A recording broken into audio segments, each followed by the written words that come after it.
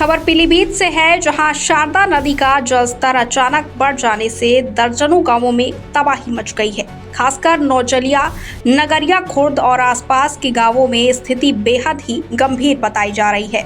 नदी के किनारे बसे किसानों की फसलें कटान की चपेट में आकर पूरी तरह से बर्बाद हो गई हैं, जिससे ग्रामीणों की आजीविका पर भारी संकट खड़ा हो गया है।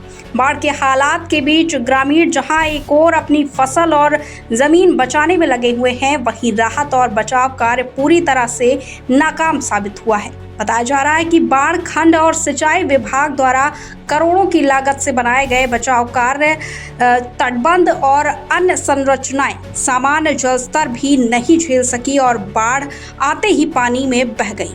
विभागीय आंकड़ों के अनुसार करीब 50 करोड़ रुपए से अधिक की लागत से किए गए कार्य कुछ ही दिनों में नदी में समा गए, जिससे ये स्पष्ट हो गया कि निर्माण कार्यों में भारी अनियमितता और भ्रष्टाचार हुआ है। स्थानीय लोगों का आरोप है कि बचाव कार्य की आड़ में एक्सीएन, एसडीओ और ठेकेदारों की मिलीभगत से करोड़ों रुपए का बंदरबाट किया गया। निर्माण में घटिया सामग्री का इस्तेमाल किया गया और कार्यों की गुणवत्ता की निगरानी नहीं की गई, जिसका नतीजा ये है कि भारी बारिश और मामूली बाढ़ की स्थिति में ही पूरा तंत्र ध्वस्त हो गया है। ग्रामीणों का कहना है कि शारदा के किनारे वर्षों से बाढ़ की समस्या बनी हुई है, लेकिन प्रशासन हर साल सिर्फ राहत बचाव का ही दिखावा करता है। इस बार भी कोई ठोस इंतजामात नहीं किए गए, न तो समय से बचाव कार्य पूरे किए गए और न ही आवश्यक संसाधनों की व्यवस्था की गई। आज हालत ये है कि ग्रामीण जान जोखिम में डालकर बाढ़ग्रस्त क्षेत्रों से निकल रहे हैं, लेकिन प्रशासन ने पास राहत कैंप तक की व्यवस्था नहीं है। वहीं इस पर और बांध जैसे संरचनात्मक उपाय जिन पर करोड़ों खर्च हुए, वो सामान्य बहाव को भी नहीं झेल पाए और देखते ही देखते नदी में धंस गए।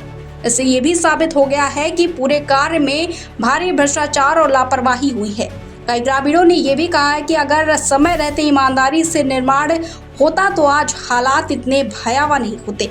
अब ग्रामीणों की मांग है कि पूरे बचाव कार्य की उच्च स्तरीय जांच कर दोषियों के खिलाफ कड़ी कार्यवाही की जाए।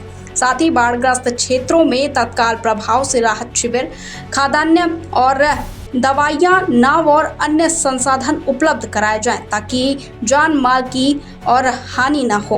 पीलीभीत से संवाददाता रमेश कुमार की रिपोर्ट। आज तो कर ही रहा है, लेकिन क्या बचेगा? का ज्यादा पानी आएगा कहाँ बच पाएगा? बचने कोई उम्मीद नहीं है।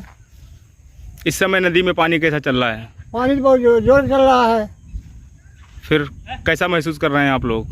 महसूस का हमारा लोगों का तो पार हो गया, बच्चों क्या होगा? बच्चे क्या करेंगे बताओ? गांव कट जाएगा, सब कट जाएगा तो क्या होगा? कोई बचेगा?